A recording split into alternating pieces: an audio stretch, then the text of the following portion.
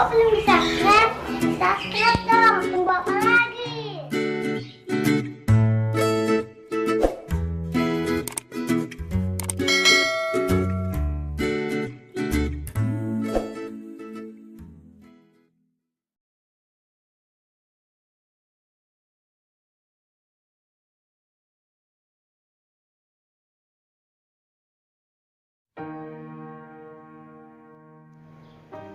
Makan pisang. Bab 177. Persiapan anak muda ini belum membuahkan hasil. Dia pun menyadari arah tatapan Darlin ke pintu. Dia tiba-tiba merasa ringan dan terjatuh ke lantai. Pisang di dalam mulutnya pun patah menjadi dua. Pria maco yang berdiri di samping Darlin pun merasakan ancaman besar. Dengan hati-hati, dia berdiri dan meninggalkan suasana mengerikan itu. Ruangan kecil ini karena kehadiran Yos yang tubuhnya tinggi dan besar. Oksigen terasa menjadi berkurang. Suasananya juga menjadi tegang. Siapa yang menyangka Yos bisa sampai kemari? Darlin terkejut dan melihat ke arah Perlina untuk pertolongan. Perlina juga tidak lebih baik darinya. Jasper sudah duduk di sampingnya dan tersenyum. Sungguh bisa bermain. Dagu Jasper bergerak ketika dia menunjuk ke 4 pria berbeda yang berdiri berjajar di depannya. Ini adalah salah paham. Salah paham. Iya kan, Darlin? Ucap Perlina sambil mengulurkan tangannya untuk menarik Darlin ke arahnya. Darlin juga ingin duduk bersama Perlina. Sebelum tangannya bisa meraih Perlina, dia merasakan sofa lembut di sebelahnya tenggelam. Seorang pria duduk di sampingnya dan memisahkan mereka. Membuatnya merasa seperti seorang anak yang ingin dekat dengan temannya, namun dilarang dan dipisahkan oleh orang tuanya. Yos sedang memainkan peran antagonis, sangat persis. Jasper mengulurkan tangannya di sofa seolah memeluk Perlina dan bertanya dengan nada santai. Apakah badannya lebih bagus dariku? Wajahnya lebih tampan dariku? Atau rumput tetangga lebih hijau? Bukan urusanmu. Kenapa badannya tidak bagus? Jawab Perlina lantang. Setelah Darlin melihat keberanian Perlina, dia juga terlepas dari ketakutannya. Dia melupakan semua perasaan takutnya dan bertanya dengan tenang. Apa yang kamu lakukan di sini? Melihat kamu makan pisang. Suara Yos yang dingin dan berat menekankan kata terakhirnya, pisang. Terdengar seperti bom atom yang jatuh ke telinga Darlin, membuat semua keberaniannya hilang begitu saja. Wajahnya memerah ketika dia menyadari masih ada pisang di mulutnya. Pasti salah dengar. Mungkin Yos tidak bermaksud begitu. Tapi pikiran Darlin tidak bisa keluar dari gambaran yang tak terlukiskan itu.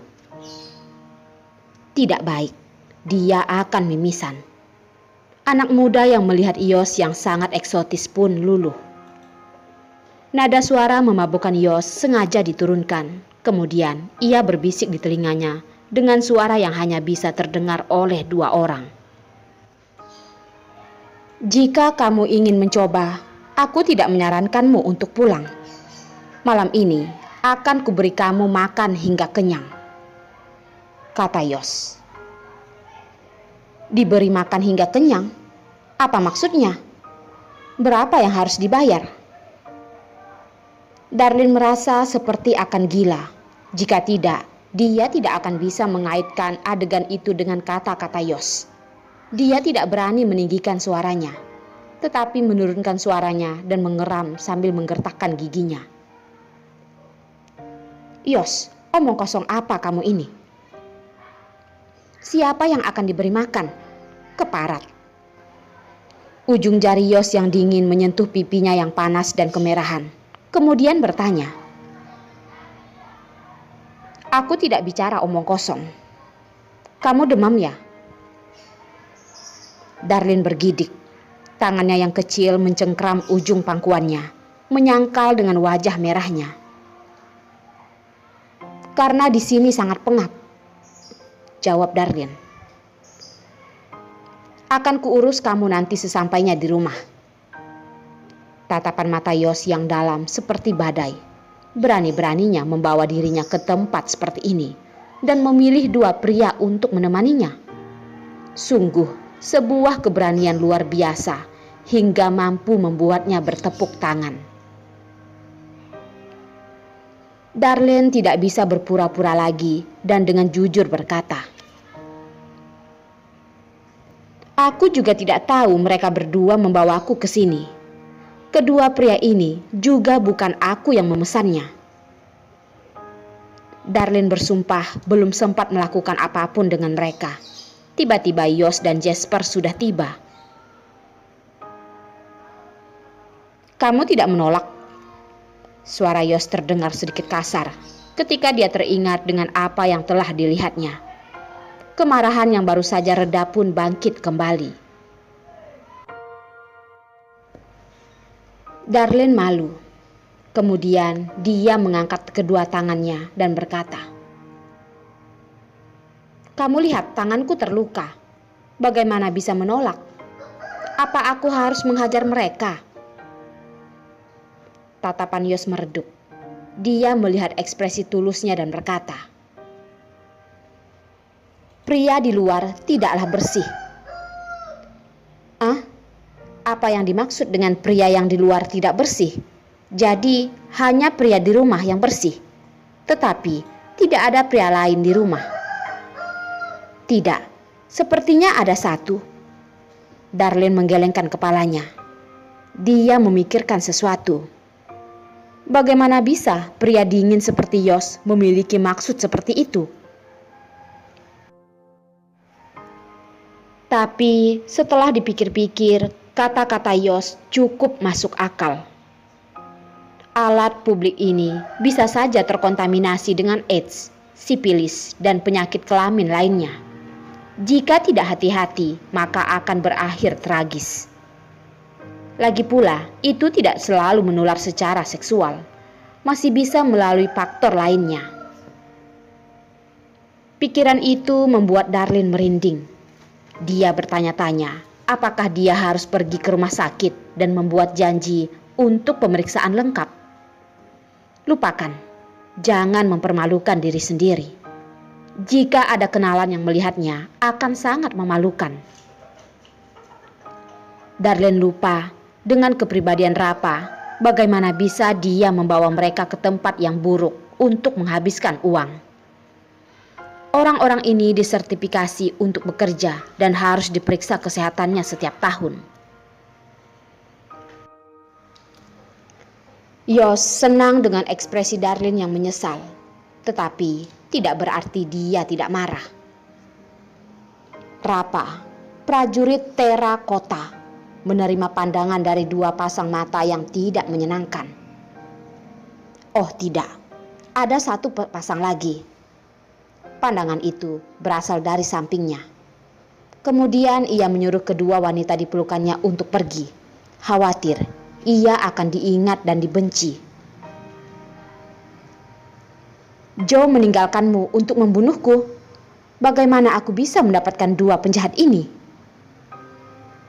"Kamu tidak baik." Joe dengan tenang mendorong bingkai kacamatanya di pangkal hidungnya sambil tersenyum. "Baik apanya? Aku belum memperhitungkan masalah perselingkuhan terakhir kali denganmu. Bolehkah kamu tidak perlu begitu?" Rapa marah hingga wajahnya memerah. Untuk menghindar, dia pun langsung melarikan diri dari sarang. Ingin memaksanya hingga mati. "Topi merah," terdengar peringatan lembut dan tidak menyenangkan. "Bukankah aku memintamu untuk diam? Bisakah kamu meledak atau menghilang?" Rapa tidak mendengar apa yang dia katakan. Dia memandang ke arah Yos. seolah-olah dia akan segera lari jika terjadi masalah. Jasper bangkit dari sofa dengan tenang, menangkap Rapa yang terkejut di bawah bahunya, dan berkata kepada dua orang lainnya, "Aku berhutang budi padamu. Aku akan mengajarinya saat pulang nanti." "Wah, apa Jasper sudah gila? Lepaskan aku. Aku bukan karung pasir," ucap Rapa yang merinding sambil mendorong pergi Jasper dengan tangan dan kakinya. Wanita yang sangat cerdas melihat Darlin dan Perlina yang kaget. "Ini adalah hutangmu," ucap Jasper senyum sambil menganggukkan kepala.